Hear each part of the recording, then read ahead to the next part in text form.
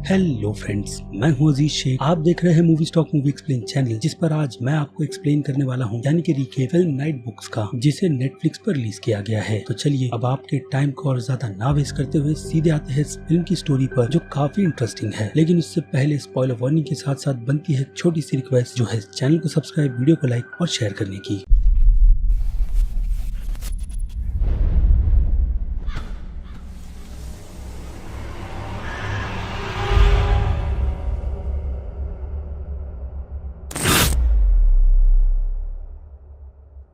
So friends, तो कहानी की शुरुआत होती है एलेक्स के कैरेक्टर को दिखाकर, जो किसी बात से अपने माता पिता से बहुत ही ज्यादा गुस्सा है, क्योंकि बैकग्राउंड में हम उसके माता पिता को बातचीत करते हुए सुनते हैं, जिस बातचीत में एलेक्स की माँ अपने हस्बैंड को यही बता रही होती है कि एलेक्स ने उससे कहा है कि वो आज के बाद स्कैरी स्टोरीज कभी भी नहीं लिखेगा। जिस बात पर एलेक्स का जवाब होता है कि ये सब कुछ बिल्कुल झूठ है, और फिर वो अपने कमरे में जाकर सारी की सारी किताबें और रूम में लगे हुए सभी हॉरर मूवीज के पोस्टर्स को फाड़ना शुरू कर देता है, और यही बात रिपीट करता है कि वो इन सभी चीजों को जला देगा, खास करके अपनी लिखी गई कहानियों को। साथ ही साथ उसके टेबल पर रखी हुई एक फोटोग्राफ जो जमीन पर गिर जाती है, हम उसमें एलेक्स और शायद से उसके दोस्त को भी देखते हैं, जिसे वो इग्नोर कर सीधे बैग पैक कर चुका है, और आखिरी बार अपने माता पिता को चुपके से देखकर वो अपने अपार्टमेंट में से बाहर निकल जाता है, जिसके जाने की आहट उसकी माँ ने भी सुनी है। इसलिए वो दरवाजे की तरफ आकर यही देखती है कि घर से बाहर एलेक्स गया भी है या नहीं। लेकिन उसके पिता बात रिपीट करते हुए अपनी वाइफ को यही समझाते हैं कि बाहर कोई भी नहीं, बस ये उसका वहम है। और फिर एलेक्स वहाँ से सीधे अपने अपार्टमेंट की लिफ्ट में जाता है, यानी कि वो घर से भागने की कोशिश कर रहा है, जो लिफ्ट बीच फ्लोर पर ही अचानक से रुक जाती है, और एलेक्स को ना चाहते हुए लिफ्ट से बाहर निकलना ही पड़ता है उस रुके हुए अपार्टमेंट के लिए। और इसी बीच हर एक कमरे में एक हॉरर फिल्म चल रही होती है, जिनमें से एक फिल्म की तरफ माइकल अट्रैक्ट या फिर कह लो हिप्नोटाइज होकर सीधे वहाँ पर पहुँच जाता है, यानी कि उस रूम में, जिसका दरवाजा अचानक से बंद हो जाता है,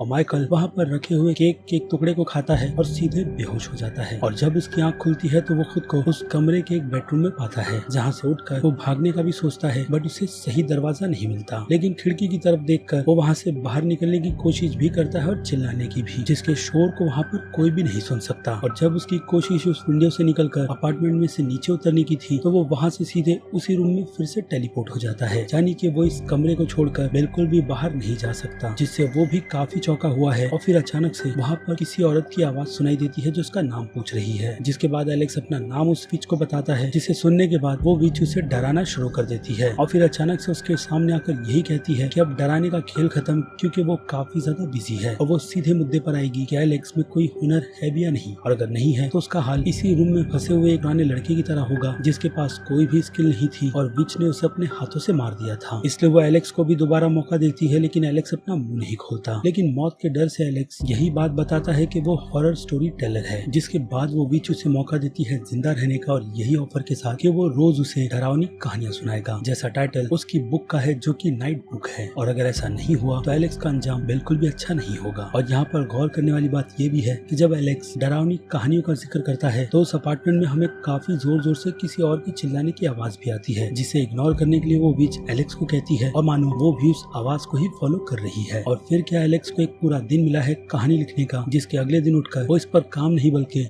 इस मिस्टीरियस घर को एक्सप्लोर करना शुरू कर देता है। जिस बीच उसकी अचानक से मुलाकात एक ऐसी बिल्ली से होती है, जो खुद को गायब और टेलीपोर्ट कर सकती है, और वो एलेक्स पर हमला कर उसे उस रूम से बाहर भी निकाल देती है। जिसके बाद एलेक्स उस अपार्टमेंट को एक्सप्लोर करना शुरू करता है, जिसमें वो ये नोटिस करता है कि जहाँ उसे बुलाने के लिए टीवी पर हॉरर फिल्म चलाई गई थी, वो टीवी ही वहाँ पर नहीं है। इसी के साथ साथ एलेक्स शोकेस में कई सारे बच्चों के फिगर्स को भी देखता है, जो वहाँ क्यों है उसका मतलब शायद हमें आगे ही पता चलेगा। जिसके बाद अचानक से एलेक्स के सामने एक अननोन फिगर आता है, जो कोई और नहीं बल्कि जैस्मिन नाम की लड़की का होता है, जिसे देखकर एलेक्स भी डर जाता है, और वो वहाँ आकर अपनी रेगुलर चीजें करना शुरू कर देती है, यानी कि उसे भी यहाँ पर किसी न किसी मकसद की वजह से रखा गया है। जो जैस्मिन को वहाँ पर अपना इंट्रोडक्शन देता है, और यही पूछता है कि वो यहाँ पर कैद कैसे हुई थी, जो उसे फिलहाल तो नहीं बताती, बल्कि यही सारी की सारी डिटेल देती है कि इस घर में खाना भरा पड़ा है, लेकिन पॉपकॉर्न से लेकर हर एक चीजों का हिसाब नताशा यानी कि वो चुड़ैल रखती है, इसीलिए उसे हर चीजों को सोच समझ कर खाना होगा। साथ ही साथ वो लेनोर के भी बारे में बताती है जो कि कैट है और उसका काम यहाँ पर उन लोगों पर नजर और नताशा को रिपोर्टिंग करना है, यानी कि वो एक चुगलीखोर बिल्ली है। इसके बाद एलेक्स उसका हाथ बटाता है घर की साफ सफाई में, यही पूछते हुए कि नताशा असल में जाती कहाँ पर है, जिसका जवाब फिलहाल तो यास्मीन के पास भी नहीं, लेकिन वो उससे एक चीज तो बताती है कि ये घर दुनिया में कहीं पर भी उन्हें ले जा सकता है, यानी कि ये घर अभी के हिसाब से किसी अलग ही डायमेंशन में घूम रहा है जो एक जगह से दूसरी जगह ट्रेवल कर सकता है, खास करके तब जब नताशा को किसी का शिकार करना होता है, यानी कि बच्चों का। जिसके बाद यास्मीन उसे लाइब्रेरी का रूम दिखाती है जहाँ बैठकर उसे कहानी लिखनी है, और ये जिम्मेदारी फिलहाल तो नताशा ने यास्मीन को ही दे रखी है कि वो एलेक्स को लाइब्रेरी दिखाया, उसका काम भी समझा दे। जिस लाइब्रेरी को देखकर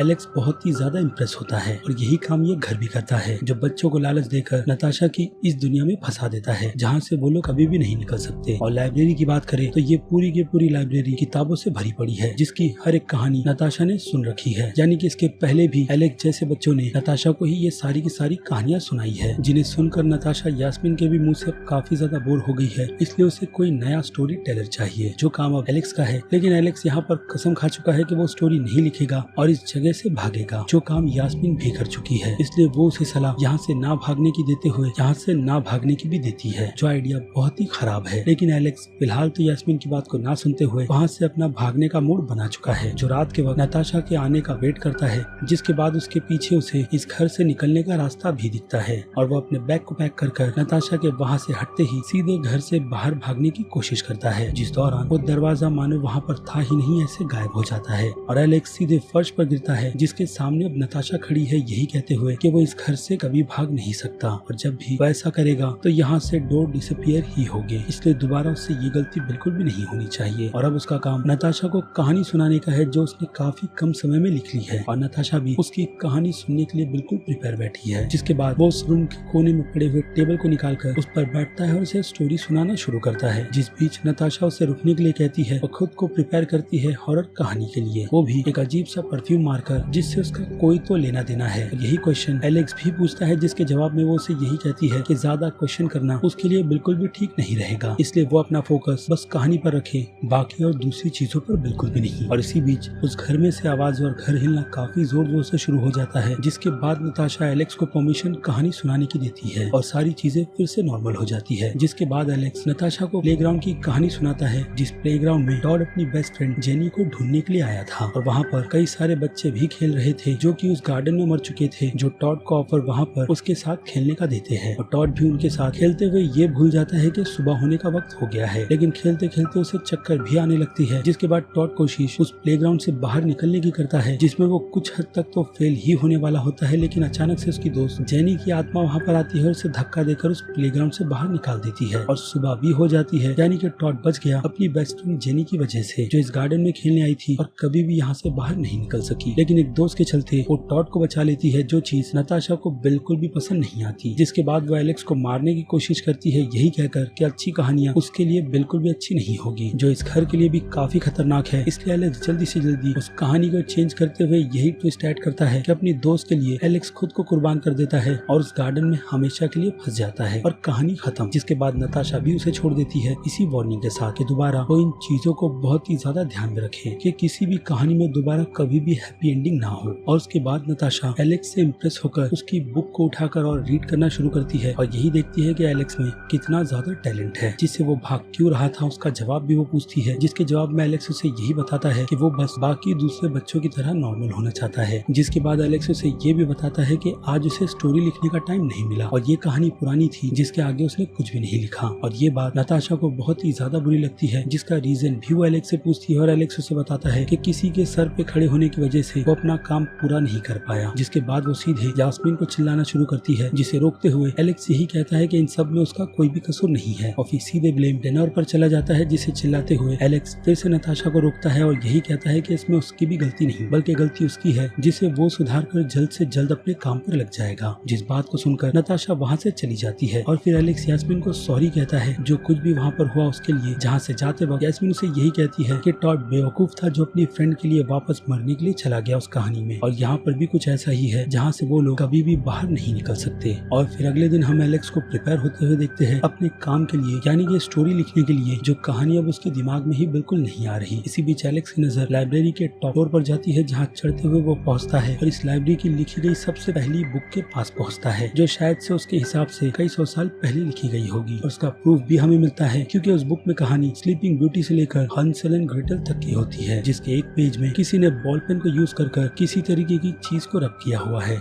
जिसके बाद एलेक्स की नजर वहाँ पर रखी दूसरी फ्रैंकेनस्टाइन की बुक पर पड़ती है, जिस बुक में उसे बॉल पेन से लिखे हुए कुछ और शब्द भी मिलते हैं, यानी कि उस राइटर की कहानी जो इस लाइब्रेरी में हमेशा के लिए फंस गई थी। और वो उस बुक के कुछ पेजेस में यही लिखती है कि वो यहाँ पर एक यूनिकॉर्न को देखकर फंस गई थी। जिसके बाद से उसने कहानी लिखना शुरू कर दिया उस बीच के लिए। वो भी तब तक इसी उम्मीद के साथ कि उसके माता पिता उसे ढूंढ ले, लेकिन उसे खुशी है कि वो यहाँ पर अकेली नहीं बल्कि बाकी दूसरे बच्चों के साथ भी है। इतना बोलते ही यास्मीन उस लाइब्रेरी में एंटर करती है, यही बोलकर कि खाने का वक्त हो गया है। जिसके बाद एलेक्स उससे यही पूछता है कि उसने कभी अपनी जिंदगी में यूनिकॉर्न देखा भी है या नहीं, जिसके जवाब में यास्मीन हाँ कहती है और यही बताती है कि उसे भी इसी तरीके का लालच दिया गया था, जिसके पीछे पीछे वो यहाँ तक आई थी और बाद में उसे रूम में फंसाने के लिए डोरो का यूज किया गया, जिस रेसिपी को यास्मीन अपनी ग्रैंडमा के साथ मिलकर बनाती थी। और सेम वही स्मेल उसे उस डोरो की रेसिपी से भी आ रही थी, जिसमें उसे लगा कि ये डोरो उसकी ग्रैंडमा ने ही बनाया होगा, लेकिन असल में वो एक विच थी, यानी कि नताशा, जिस कारण से वो आज यहाँ पर फंसी हुई है। और फिर हमें अगले सीन में काफी क्विक डिटेल्स दी जाती है, जिसमें हर रोज अब एलेक्स का काम नताशा को कहानी सुनाने का है, जिन कहानियों में रोज नताशा कुछ न कुछ फॉल्ट निकालती रहती, जैसे कि भूतों के हाथ नहीं होते, वैम्पायर्स के दांत 2 हफ्ते के पहले निकल कर नहीं आते, यही सब कुछ। और बात करें यास्मीन की, तो यास्मीन का काम यहाँ के घर की साफ सफाई के साथ साथ नताशा को खाना बनाकर देने का भी है। और फिर अगले दिन एलेक्स की रिसर्च जारी रहती है उसी शख्स की लिखी गई और डिटेल्स को निकालने की बाकी दूसरी बुक से कि उसके साथ यहाँ पर क्या हुआ था। और फिर काफी दिनों तक ढूंढने के बाद उसे एक बुक में थोड़े और क्लूज यानी कि स्टोरीज मिलती है, जिस स्टोरी में वो यही कहती है कि उसके माता पिता को दिया गया नेकलेस उसके पास आज भी है, जिसे देखकर वो हमेशा अपने माता पिता को याद करती रहती है। जिसके बाद वो अगले पेज पर यही लिखती है कि उसे यहाँ से बाहर निकलने का रास्ता मिल गया था, लेकिन वो ये श्योर नहीं थी कि आज रात जब वो यहाँ से भागेगी तो क्या उसके माता पिता उसे पहचान भी पाएगी या नहीं। इतना बोलते ही यास्मीन की वहाँ पर सडनली एंट्री होती है, जिससे एलेक्स डर जाता है और उस किताब को सीधे नीचे फेंक देता है, जिससे यास्मीन बाल बाल बच जाती है। जिसके बाद एलेक्स उसके साथ जाता है क्योंकि यास्मीन को उससे कुछ काम है नर्सरी प्लांट में, जिस प्लांट को सूरज की रोशनी में नहीं बल्कि अंधेरी जगह पर ही उगाया जाता है, क्योंकि सूरज की रोशनी से वो सारे के सारे इवल प्लांट्स जल जाते हैं, जिन प्लांट्स की मदद से नताशा मैजिक करती है और एलेक्स के अकॉर्डिंग खुद को जवान भी रखती है। और यास्मीन एलेक्स को अपने साथ वहाँ पर प्लांट के एग्स को डिस्ट्रॉय करने के लिए लाती है, जो उनके बढ़ने से पहले जल्द से जल्द डिस्ट्रॉय कर देना चाहिए, वरना एग्स फूटेंगे तो उनमें से निकली चीज इस पूरे के पूरे नर्सरी प्लांट को बर्बाद कर देगी।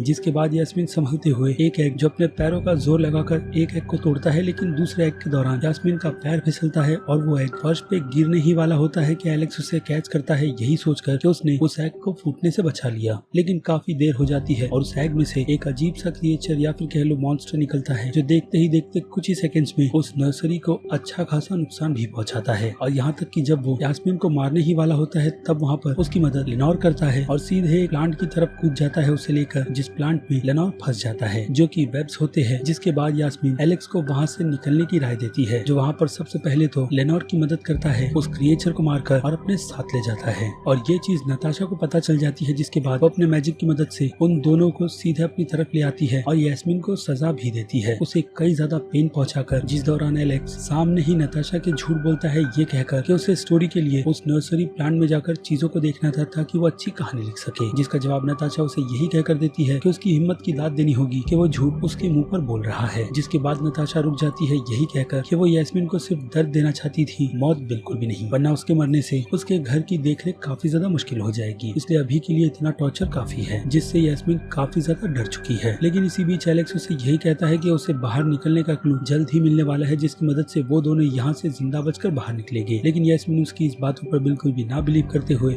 उस जगह से चली जाती है। जिसके अगले सीन में हम एलेक्स को अपने कमरे में काफी मायूस देखते हैं, जिसे अपने क्लोजेट के बैग से किसी अजीब तरीके की आवाजें सुनाई देती है, जो आवाज उसी क्रिएचर की होती है जो उसके बैग में घुसकर उसकी सारी की सारी मेहनत पर पानी फेर देता है, यानी कि उसके लिखे गए सारे के सारे नोट्स वो क्रिएचर घुसकर अंदर फाड़ देता है। जिस चीज का पता एलेक्स को उस क्रिएचर को मारने के बाद चलता है। और फिर एलेक्स पूरी रात बैठकर मेहनत करता है उस पिच के लिए अगली स्टोरी लिखने का, जिसमें वो पूरी तरीके से फेल होता है, जो चीज वहाँ पर यास्मीन भी नोटिस करती है आकर, जिसने उसके लिए उन्हीं मैजिक प्लांट से हीलिंग की दवाई अभी बनाई है, जो लगाते के साथ में ही असर करती है, जो एलेक्स खुद के लगाने के साथ साथ लुनोर को भी देता है, जिसे यास्मीन बिल्कुल भी पसंद नहीं करती। इसी के साथ साथ यास्मीन उसे अपने और दोस्तों के बारे में भी बताती है, जो उसी के साथ इस घर में थे, जो हर रात अपने सारे कामों को निपटाकर इस जगह से भागने के बारे में सोचते, जिसके लिए यास्मीन ने किचन की स्ट्रिंग में एक नोट चिपका रखा था ताकि प्लम्बर जब यहाँ पर उस स्ट्रिंग में फंसे हुए पाइप को निकालने आए तो वो उस नोट को पढ़कर उनकी मदद करे। लेकिन वो नोट नताशा के हाथ लग जाता है क्योंकि कोई भी प्लम्बर उस स्ट्रिंग को रिपेयर करने के लिए नहीं आता, बल्कि नताशा अपने मैजिक को यूज कर उसे ठीक करने की कोशिश करती है, लेकिन उसका मैजिक वहाँ पर बिल्कुल भी वर्क नहीं करता, जिस बात से नताशा को बहुत ही ज्यादा गुस्सा आता है और वो इसकी सजा यास्मीन को देने वाली होती है। लेकिन उसका पूरा ब्लेम क्लेयर खुद पर ले लेती है, जिसकी उसे बदले में सजा यहाँ के बाकी दूसरे बच्चों की तरह एक स्टैचू बनाकर नताशा देती है। और यही हाल यास्मीन के बाकी और 3 दोस्तों का भी होता है, जिनमें एक चीज नोटिस एलेक्स करता है कि हर कोई बच्चा जो स्टैचू बना हुआ है, किसी ने वॉच पहनी है तो किसी ने इयररिंग, लेकिन जो जिक्र उस किताब में लिखी गई लड़की का किया गया है अपने माँ के यूनिकॉर्न के ब्रेसलेट के पहनने का, वो उस शोकेस में है ही नहीं। यानी कि वो लड़की वहाँ से सही सलामत सक्सेस भाग गई थी। जिसके बाद वो दोनों सीधे अपने काम पर लग जाते हैं उसकी लिखी गई बाकी दूसरी बुक्स को ढूंढने में, जो उसने अलग अलग बुक्स में इसलिए लिख रखी थी ताकि नताशा उसकी कहानी पूरी कभी भी ना पढ़ पाए। लेकिन ऐसा करने में अब यास्मीन के अकॉर्डिंग उन्हें हजारों साल लग जाएंगे, क्योंकि लाइब्रेरी में बुकों का भंडार है। इसलिए अब ना चाहते हुए एलेक्स को कहानी लिखनी ही पड़ेगी। पर एलेक्स ने बिल्कुल भी हिम्मत नहीं हारी है, बल्कि वो वहाँ से सीधे उस पहली बुक की तरफ बढ़ता है जिसमें बॉल पेन का निशान था। और उसी किताब के अंत के पेज में उसने जादुई काढ़े के बारे में लिखा था जिसे पीकर नताशा बेहोश हो गई थी। और मौका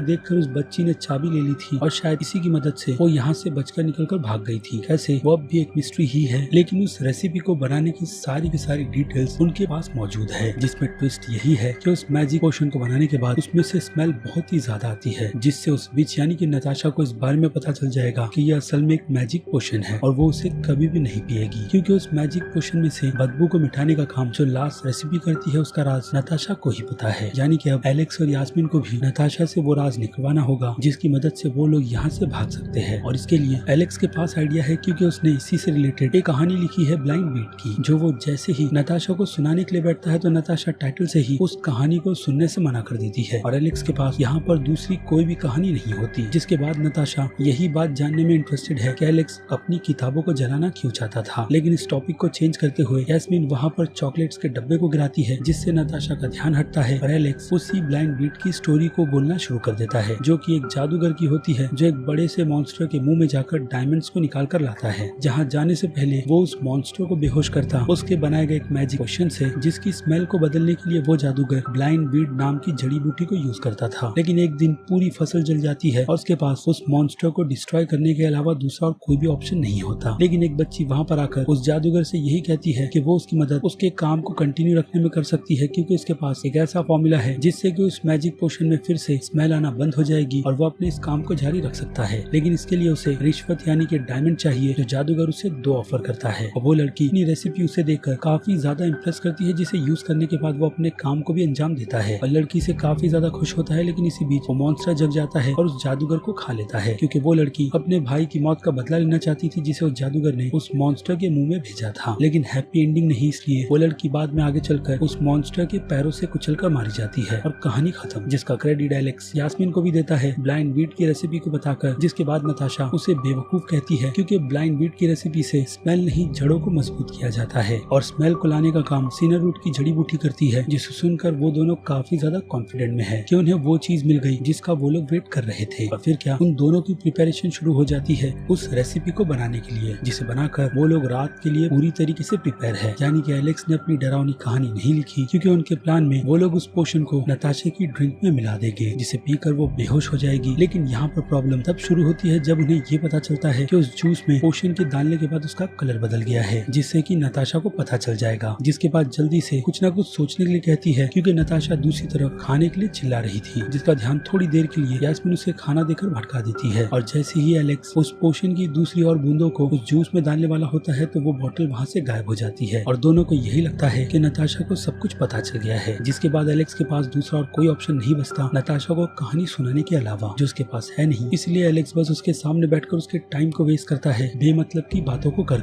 जो बात नताशा को बिल्कुल भी पसंद नहीं आती। और वो सीधे एलेक्स के पास जाती है उसकी बुक को चेक करने के लिए, जिसमें कोई भी कहानी नहीं होती। और ये चीज नताशा को बहुत ही ज्यादा अपसेट कर देती है, जिससे गुस्सा होकर वो दोनों को पनिशमेंट देने के लिए रेडी हो जाती है। लेकिन ऐसा कुछ हो उससे पहले ही नताशा बेहोश होकर फर्श पर गिर जाती है और हमें पता चलता है कि ये काम लेनोर ने किया था नताशा के परफ्यूम में उस पोशन को मिलाकर, जिसे मारकर वो हर रोज कहानी सुनने के लिए उनके सामने बैठती है। फिर क्या, मौका देखकर वो लोग सबसे पहले तो लेनोर को उठाकर अपने बैग में डालते हैं, क्योंकि लेनोर भी यहाँ पर कैदी है जो किसी किसी भी कीमत में यहाँ से निकलना चाहता है। और फिर वो लोग नताशा की की को लेकर यही कहते हैं कि अब वो लोग आजाद हो जाएंगे। जिसके बाद वो लोग की को लेकर सीधे उस अपार्टमेंट के मेन डोर को खोलते हैं और यहाँ से सीधे जंगल की तरफ बढ़ जाते हैं, जहाँ पहुंचकर उन्हें काफी ज्यादा खुशी होती है क्योंकि अब वो दोनों आजाद है। लेकिन यास्मीन को कुछ ही देर में ये पता चल जाता है कि वो लोग अब भी नताशा के अपार्टमेंट में है क्योंकि बाहर की चीजें जड़ी बूटियों से काफी ज्यादा मैच होती है। जिसके बाद उनके पीछे एक ईवल यूनिकॉर्न लग जाता है, जिसे बचते बचाते हुए वो लोग सीधे कैंडी हाउस की तरफ पहुंचते हैं, जो किसी और का नहीं बल्कि कहानी में हंसल एंड ग्रेटल का था। यानी कि वो कहानी रियल थी जो अब उनके सामने है, जिस चीज से यास्मीन हिप्नोटाइज हो गई है और सीधे कैंडी की स्मेल को लेते हुए वो उस घर की तरफ बढ़ जाती है। जिसके बाद अंदर जाकर वो कैंडीज को खाना शुरू कर देती है, जिसके लिए उसे एलेक्स बार बार रोकता है। लेकिन बाद में वो भी उस घर में कैंडीज को खाना शुरू कर देता है, जिन्हें खाने के बाद वो दोनों बेहोश हो जाते हैं। और जैसे ही एलेक्स की आंख खुलती है तो वो देखता है लेनोर और यास्मीन दोनों ही उसके साथ नहीं, जो घर के खुले हुए कमरे के तहखाने के अंदर है शायद से। जिस जगह से डरते हुए और आवाज लगाते हुए एलेक्स सीधे उस तहखाने की तरफ बढ़ता है, जहाँ पहुँचने के बाद उसके सामने एक मिस्टीरियस कॉफिन होता है, या फिर कह लो एक केज जिसमें कोई सोया हुआ है। और दूसरी तरफ सेल में उसके दोनों दोस्त भी बंद है, जहाँ पर बाद में नताशा आती है और सारे के सारे सीक्रेट्स को रिवील करती है कि जो कॉफिन में सो रही है, यानी कि उसके ट्रैप में वो असल विच है, ना कि नताशा, जिसे उसने कई साल पहले पकड़कर यहाँ पर लाया था। जिस टाइम पर यहाँ पर कई सारे और बच्चे थे जिन किसी भी बच्चों से उसने दोस्ती नहीं की थी, बल्कि उसने अपनी दोस्ती उस विच के साथ बनाकर उसके ट्रस्ट को हासिल किया था, जो एक एक बच्चों को खाने के बाद उनकी गंध नताशा से साफ करवाती, जिसने धीरे धीरे उस विच से मैजिक सीखा और उसी की ट्रिक उस पर आजमाकर उसे हमेशा के लिए बेहोश कर दिया, ताकि वो यहाँ से सीधे अपने घर पर पहुँच पाए। लेकिन घर पर जाने के बाद उसे पता चला कि उसकी पेरेंट्स उसे छोड़कर चले गए हैं, जो चीज उसके लिए बुरी थी, इसलिए वो यही सोचकर इस दुनिया में वापस आ गई कि असल दुनिया में उसके लिए कुछ भी नहीं रखा। जिसके बाद से वो यहाँ पर अपनी अलग ही दुनिया बनाकर बैठी है, क्योंकि उसे सारी की सारी पावर्स और जवान रहने की शक्ति उस विच से मिलती है, जिसकी आवाज हर बार इस जगह पर गूंजती रहती। और अगर उसे डरावनी कहानी नहीं मिली तो वो अपनी नींद से उठ जाएगी और उठने के बाद वो उन सभी को मार देगी। इसलिए अब एलेक्स के पास दूसरा और कोई ऑप्शन नहीं कहानी सुनाने के अलावा। बाकी बात रही उस विच के पावर्स की, तो नताशा को वो पावर्स उसी परफ्यूम से मिलती है, जिसे वो हर बार कहानी सुनने के वक्त पर यूज करती है। इसी के साथ साथ ट्विस्ट ये भी रिवील होता है कि बुक में जिस पोशन का जिक्र वो लड़की कर रही थी यूनिकॉर्न के ब्रेसलेट के साथ, वो और कोई नहीं बल्कि नताशा थी, जो इस दुनिया में अपने सारे के सारे सपनों को हकीकत में बदल चुकी है, जो अब इन चीजों को ऐसे ही चलने देना चाहती है। इसलिए वो एलेक्स को फिर से डरावनी कहानी सुनाने के लिए कहती है, जो एलेक्स के पास नहीं होती, पर नताशा उसे हिंट देती है उसकी बुक को जलाने की कहानी का, जिसे सुनकर वो सीधे अपनी कहानी सुनाना शुरू कर देता है कि उसका एक बेस्ट फ्रेंड हुआ करता था जोशुआ नाम का, जो उसके साथ मिलकर उसकी कहानियों को सुनता और वो उसे कभी भी वियर्ड नहीं समझता और हमेशा उसके साथ खेलता। लेकिन एक दिन जब जोशुआ की लाइफ में बाकी दूसरे दोस्त आए तो वो एलेक्स को भूल गया, वो भी उस दिन जिस दिन एलेक्स का बर्थडे था। और एलेक्स उसे इन्वाइट करता है कहानी के साथ साथ अपने घर पर भी, जहाँ आने के लिए जोशुआ मना कर देता है और यही कहता है कि अब वो उसका बेस्ट फ्रेंड नहीं बल्कि बाकी दूसरे लोग हैं, क्योंकि वो अजीब है और हमेशा अजीब ही रहता है। यहाँ तक कि बर्थडे के दिन भी उसने अपने पूरे घर को काफी अजीब तरीके का सजा रखा है, इसलिए अब वो उससे और दोस्ती नहीं रखना चाहता। जिस बात से एलेक्स का दिल टूट जाता है, क्योंकि घर पर उसने अपने बर्थडे की प्रिपरेशन पर काफी ज्यादा मेहनत की थी अपने माता पिता के साथ मिलकर, इसलिए वो डिसाइड करता है कि वो अपनी सारी की सारी कहानी चलाकर खुद को बदल लेगा, ताकि वो दूसरे जैसा आम लड़का लगे। लेकिन बाद में चुड़ैल आई जो उसे इसके साथ ले गई और वहाँ जाकर एलेक्स के साथ सब कुछ अच्छा हुआ और उसे दोस्त भी मिले जो उसकी असल दुनिया में बिल्कुल भी नहीं थे। और ये एक अच्छी एंडिंग थी उसके लिए, जिसे सुनाकर वो वहीं पर रुक जाता है और वो असल विच इस हैप्पी एंडिंग को सुनकर पूरी तरीके से बौखला उठती है, जिसे कंट्रोल में रखने के लिए नताशा काफी कोशिश करती है, लेकिन वो उसमें भी फेल होती है, क्योंकि वो चुड़ैल जाग चुकी थी। जहाँ पर नताशा को फंसाकर वो तीनों ही वहाँ से भागने की कोशिश करते हैं, जिस बीच यास्मीन वहाँ पर रहे हुए परफ्यूम को उठाती है और वो सभी नोटिस करते हैं कि कई सालों की नींद के बाद वो चुड़ैल उठती है और उठते के साथ में ही नताशा को पहचान लेती है, जो वहाँ पर खड़े होकर उससे फाइट करने की कोशिश भी करती है, यही कहकर कि उसने इतने सालों में उसके मैजिक को सीखा और बहुत ही अच्छे से लर्न किया है। लेकिन ये फाइट ज्यादा टाइम तक नहीं टिक पाती, क्योंकि वो विच नताशा पर बहुत ही भारी पड़ती है, जिसे उठाकर वो एक कोने में फेंकती है, जिस पर वहाँ की सारी कैंडी गिर जाती है। जिस सिचुएशन को देखकर वो तीनों वहाँ से भाग जाते हैं और घर में जाते के साथ में ही वो लोग नोटिस करते हैं कि बाहर जाने का दूसरा रास्ता बंद है। लेकिन यास्मीन यहाँ पर हार नहीं मानती, क्योंकि इतने साल नताशा के साथ रहने की वजह से उसने काफी कुछ सीखा है। जिसके बाद वो परफ्यूम को निकालकर खुद पर मारती है और मैजिक को यूज कर वहाँ पर डोर को फिर से वापस ले आती है।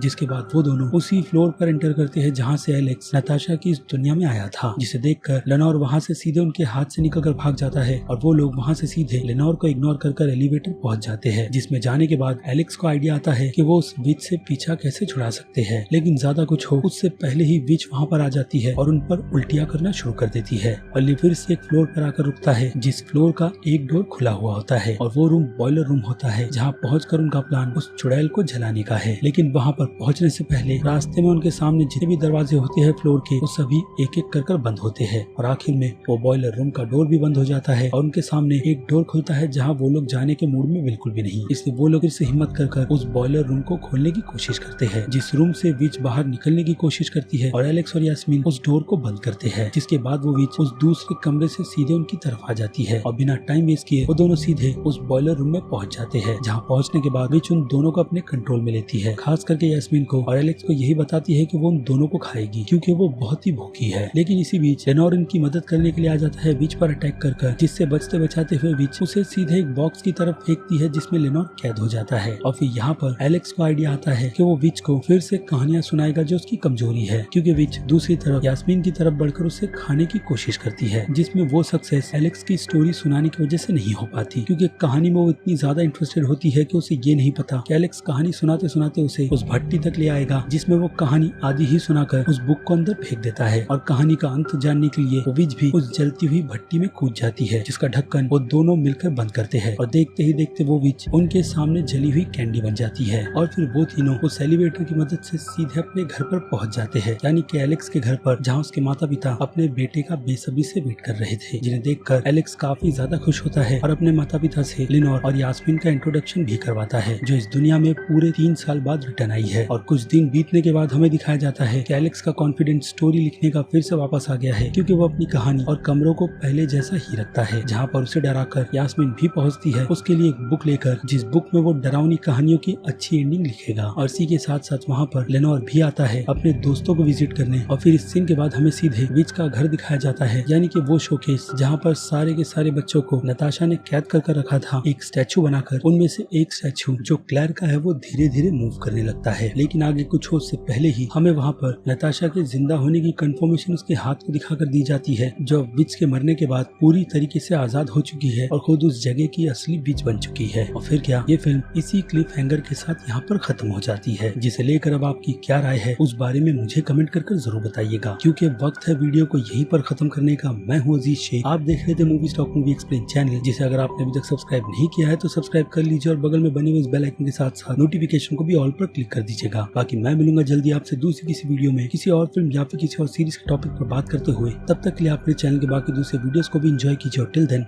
बाय।